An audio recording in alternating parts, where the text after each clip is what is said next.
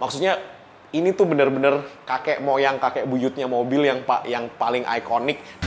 Cari bengkel mobil yang tepat, ayo ke dokter mobil aja. Jujur, cepat dan juga lengkap, ayo ke dokter mobil aja. Kualitas yang terbaik, harga juga bersahabat. Percayalah, di dokter mobil pasti beres. Hai Auto Lovers, balik lagi dengan saya Lung Dokter Mobil. Hari ini saya lagi di pembukaan Dokter Mobil Lampung.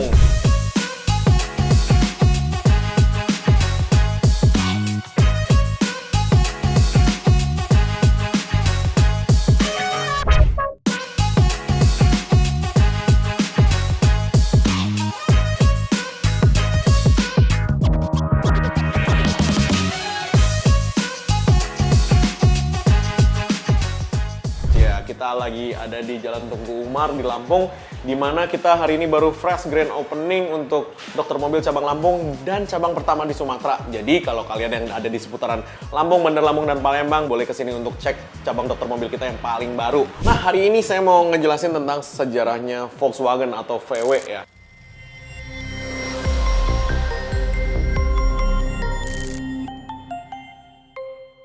Nah, VW itu kontroversial sih, karena sejarahnya VW itu memang di Perang Dunia II, Adolf Hitler yang memang memerintahkan si Ferdinand Porsche untuk membuat mobil yang bisa dipakai untuk masyarakat. Makanya namanya Volkswagen. Volks itu artinya people, orang-orang. Ya kan, Wagen itu artinya kereta lah ya, bahasa Melayunya, bahasa Indonesianya sekarang kan mobil gitu kan. Jadinya intinya Volkswagen itu diambil dari nama mobil rakyat gitu loh. Jadi si Adolf Hitler ini kepengen membuat sebuah mobil di mana semua mobil ini nanti yang akan dipakai oleh semua masyarakat sehingga produktivitas mereka bisa naik dan mereka bisa menjadi industrialis. Nah, dulu kata-kata industrialis itu kayaknya bener-bener keren banget gitu kan di masa itu, kayak hari ini kata-kata millennials gitu kan. Nah, karena dulu memang mobil itu untuk khalayak umum itu hampir tidak ada gitu loh. Jadi semua mobil itu semuanya itu untuk militer, untuk pertahanan, untuk industri-industri gitu. Jadi mobil pertama mereka itu bukan Beetle ya, namanya Kubelwagen. Mobil pertamanya mereka itu memang namanya Kubelwagen, di mana ini kakek moyangnya Beetle ceritanya. Kubelwagen itu mobil yang ya berdasarkan chassis Beetle, di kayak chassis VW Kodok itu didasari dengan si Kubelwagen ini, di mana memang Kubelwagen ini dipakai oleh perwira-perwira menengah di zaman perang dulu, zaman Perang Dunia II di Jerman. Nah, Kubelwagen ini convertible ya kan, jadi atapnya nggak ada ya kan, terus chassisnya chassis lurus dan dia agak tinggi, bannya tipis, mesinnya di belakang.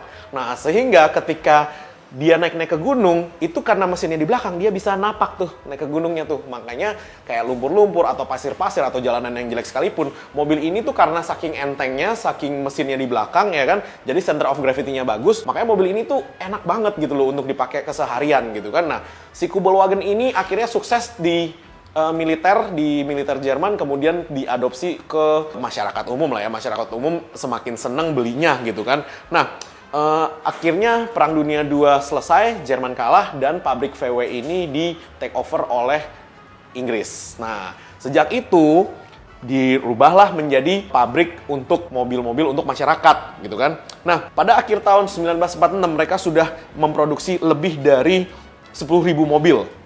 Dan kemudian habis itu mereka produksi lagi dan mass production lagi menjadi 1 juta lebih mobil di situ. Sampai tahun 1959, dulu itu kalau nggak salah dia promonya itu tagline-nya adalah kecil itu cantik.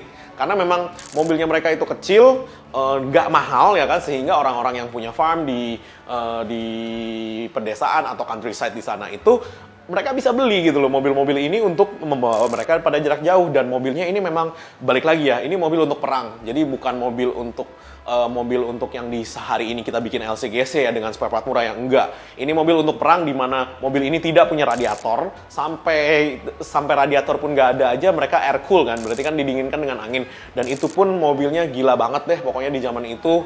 Ibaratnya gue mendingan punya mobil daripada punya kuda. Kuda masih butuh minum gitu kan, masih bisa ngambek gitu loh. Ini mobil bener-bener kuat dan gak pernah ngambek. Itu image yang tertanam di masyarakat. Seiring berjalannya waktu, dia mulai berubah tuh dari si Kubelwagen menjadi VW Kodok yang kita tahu hari ini, di mana VW kodok itu sampai masuk ke film Hollywood 2 kali. Yang satu Herbie yang original ya kita ngomong ya. Yang kedua kemudian kan di remake tuh Herbie-nya sampai ke di remake jadi Transformer ya kalau nggak salah ya. Bumblebee kan yang terakhirnya kan dia juga pakai si VW Beetle ini kan. Dan film pertama Herbie itu kalau nggak salah keluar di tahun 1960-an deh kalau nggak salah, di 60-an something lah. Saya bukan kurator film ya. Jadi pokoknya dulu pertama kali keluar di Herbie, kemudian keluar lagi di remake di Hollywood tahun 2000-an, dan terakhir masuk ke Transformer juga punya punya franchise. Jadi maksudnya ini tuh bener-bener kakek moyang, kakek buyutnya mobil yang paling ikonik dari Jerman menurut saya. Dan kalau saya punya kesempatan saya pasti mau beli satu. Kenapa? Ini mobil punya sejarahnya banyak dan ini cikal bakalnya mobil-mobil yang ada hari ini gitu loh. Dan Jerman, mereka kalau bikin mobil itu gila banget ya dari dulu. Sesuai fungsi, mereka nggak peduli yang lain. Even yang pertama itu dia bilangnya Volkswagen Type 1.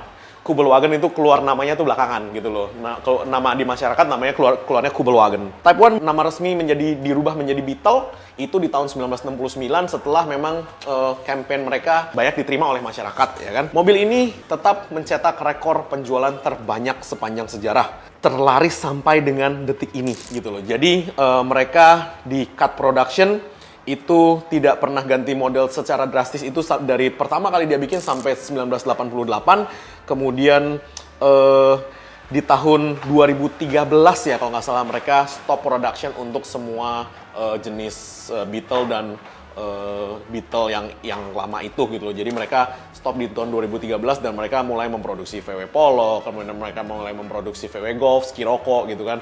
Dan memang berarti kan si VW ini menunjukkan bahwa pride-nya mereka ya, bahwa gua tuh satu kali desain ya. Dulu zaman dulu itu gua desain satu kali, sampai hari ini pun masih bagus gitu loh. Dan sampai hari ini pun mereka masih pakai. Memang iya bener, sama nanti ceritanya kayak si Ford GT. Kalau Anda nonton Ford versus Ferrari, Ford GT itu di-develop oleh si Shelby Ford, dan itu memang desainnya dan desain engineeringnya masih dipakai untuk Ford GT yang paling baru. Hanya saja Ford GT yang paling baru lebih banyak digitalnya, hari itu lebih banyak mechanicalnya. Jadi inilah yang saya bilang ya, kalau kita di orang-orang engineering bilang inilah true engineering gitu loh. Lu desain satu kali bisa last 100 tahun gitu kan, lu hebat gitu loh sebagai engineer. Dan salah satu brand mobil yang terkuat di dunia adalah Volkswagen, dan Volkswagen sekarang memiliki saham di perusahaan-perusahaan lain, dan sahamnya sebagian besar dimiliki oleh Audi juga. Makanya sebenarnya mereka itu ya 11-12 semua gitu loh. Semua pabrikan mobil tuh 11-12 karena saling memiliki saham di perusahaan-perusahaan lainnya.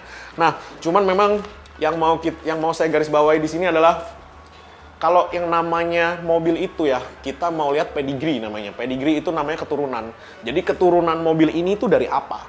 Kalau kayak kemarin kan saya sebutnya kan Audi dan Lancia ya. Audi dan Lancia itu kan pedigree-nya memang dari rally gitu loh. Saya memang taunya si Audi dulu saling rival rally sama si Lancia. Dimana Audi German ya kan, German engineering, Lancia itu Italian.